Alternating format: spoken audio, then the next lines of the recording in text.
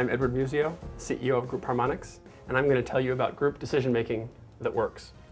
When you have a group of people that need to come to a decision, the first most important thing you need to do is decide how they're going to decide. There are a number of ways to do that.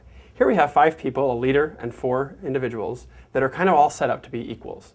One thing we can do is just say everybody's vote is equal and we make no change till everyone agrees. That's called consensus decision-making. As you can imagine, it's rather slow.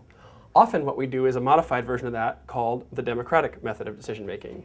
In that case, we say if enough people vote yes on a change, it's okay if a few vote no, we still make the change.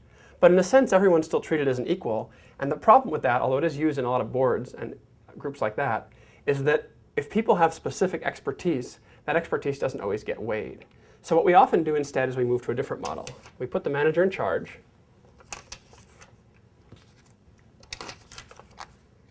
and then we organize the team around the manager like this. Now here again, there are some choices we can make. One thing we can do is have the manager or the leader just tell everyone else what to do, like that. We call that a dictatorial method. Again, here we're not dealing with the expertise of the people. Usually what happens is something more like this.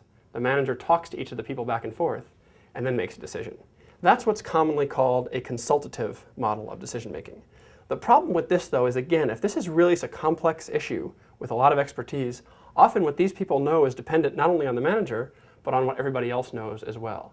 And so we start to need a picture more like this, in which everyone is talking not only to the leader, but also to everyone else. The picture is a little bit messy, and as you can imagine, you need a good meeting process to handle this complexity.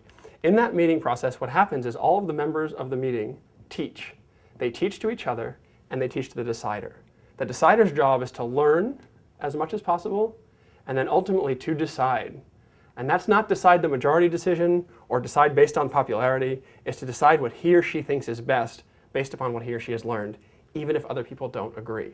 Now here's the trick. These are smart people with expertise, and they're not going to necessarily agree with the decision. So before the first decision is made, you need to have a contract with your group called disagree and commit.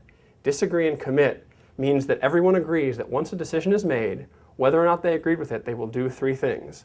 First, they will explain the rationale of the decision when they talk about it to other people. They won't say, those dopey folks made this decision. They'll say, we made this decision, and here's why. The second thing is they will align their resources, and that's 100% compliance. Whether it's their own time, their groups, if they're managers, they will do what the decision requires 100%. The third thing, and this is a little strange, is they will continue to seek contrary evidence if they disagree, but without sabotaging the decision. Now that's an odd balance. Why would you want to do that? The reason is, although you're implementing the decision 100%, you're continuing to file away contrary evidence that might not support it, putting it in a file quietly.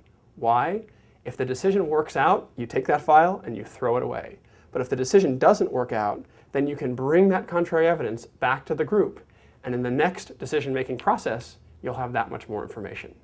So, the next time you have a group of people that need to make a decision, before you do anything, decide what model of decision-making you're going to use. Consensus, democratic, dictatorial, consultative, or group consultative. And if you're going to do consultative or group consultative decision-making, be sure you have a disagree and commit contract before you start. It'll make sure your team decisions are the best decisions they can be, and it'll make sure they stick.